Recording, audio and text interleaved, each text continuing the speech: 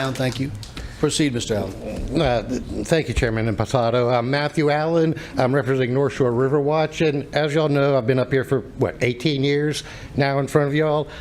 And I wanted to point out that the appeal claims that the decision was based on opinion.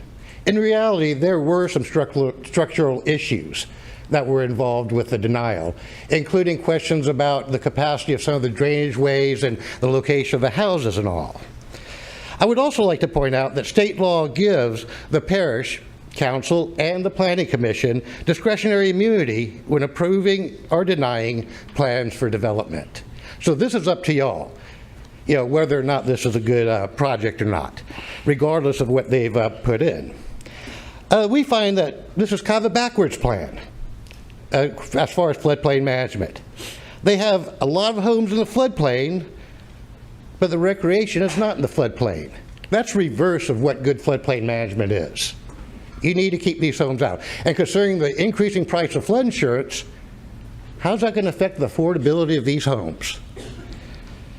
I want to point out too that in this area this is where I grew up in a house 11 feet off the ground. We never had flood problems. We just kept canoes tied to the house.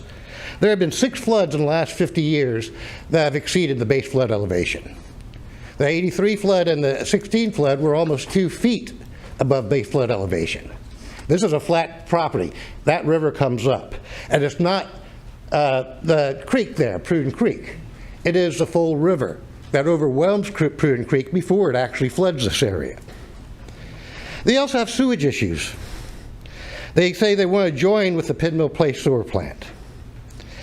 And they will have issues increasing discharge into Prudent Creek, a scenic river that was up for delisting this year. In 2016 and 2017, we were complaining about Prudent Creek subdivision, which is about 3/4 of a mile down the road. And they tried to put their sewage discharge into Prudent Creek.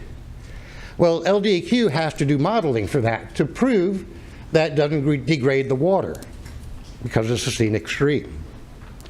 Well, what they found is it would degrade the water, and so Prudent Creek subdivision had to find other places to go put their sewage. So that's going to be very problematic for this development. 150 homes or so? That's a lot of extra sewage going into a small scenic river, stream, which does empty into the Tchefuncte River, which, by the way, is not impaired for stuff with sewage at this point, according to the LDEQ. Y'all keep this up, it will become that way.